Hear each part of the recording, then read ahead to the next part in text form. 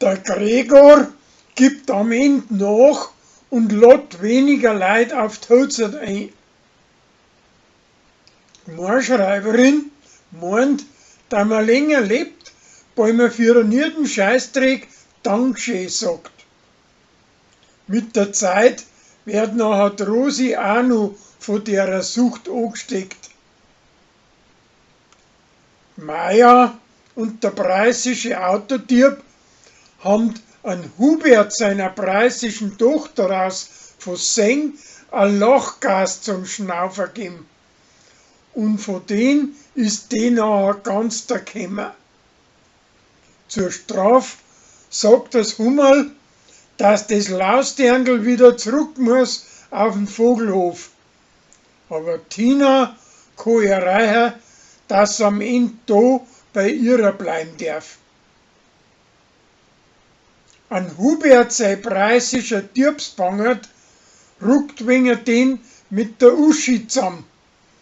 Und weil sie sein preußische Gspusi auf seine Seiten steht, kriegt sie's eine Zeit lang mit der preußischen Apothekerin zum Tor. Sie steht aber fest zu ihm und lässt seinetwegen sogar das Lernen für die Schule schleifen. An Josef sein Pfad gefällt an Michi gar nicht. Aber schön heilig sagt er, dass Wunder wie fesch ist.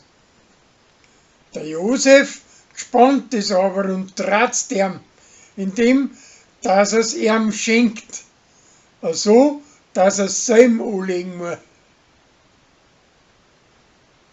Der Gemeinschreiberin seine Schuhe stingend und drum stellt es aus, das ausstingend.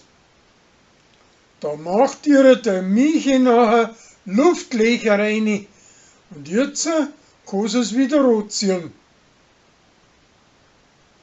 Das Hummerl braucht ein Wirt sein Nebenzimmer für die Landweiber und Tina braucht's zum Spickern. Aber die Hasenzüchter haben sie als Erste dafür angemeldet. Drum müssen die anderen auf die Kegelbahn runter. Der Gregor nimmt einen Hubert als Trauzeugen und der Michi glaubt aber, dass er das machen darf.